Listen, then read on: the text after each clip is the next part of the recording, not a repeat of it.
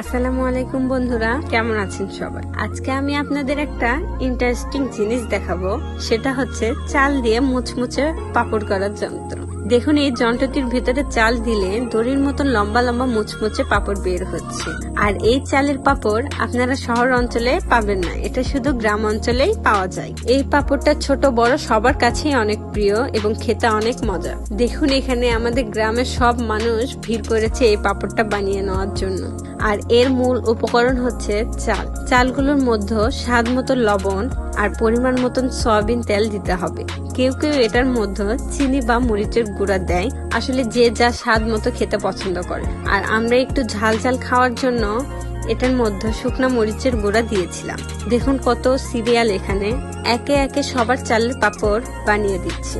আর এই চালের পাপড় আমরা তো অনেক খেয়েছি, আপনারা কে কে খেয়েছেন এবং কে কোথা থেকে দেখছেন সেটা কমেন্টে অবশ্যই জানাবেন। এরকম আরো নতুন নতুন ভিডিও দেখতে আমাদের চ্যানেলটি সাবস্ক্রাইব করে পাশে থাকবে। দেখুন কত সুন্দর দড়ির মতো লম্বা লম্বা মুচমুচে পাপড় মেশিন থেকে বের হচ্ছে।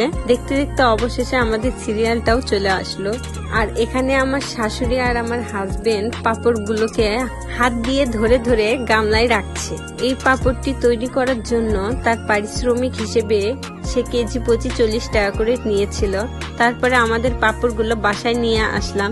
দেখুন আমার মেয়ে কত সুন্দর করে খাচ্ছে। আজকের ভিডিও এই পর্যন্তই। সবাই ভালো থাকবেন। আল্লাহ হাফেজ।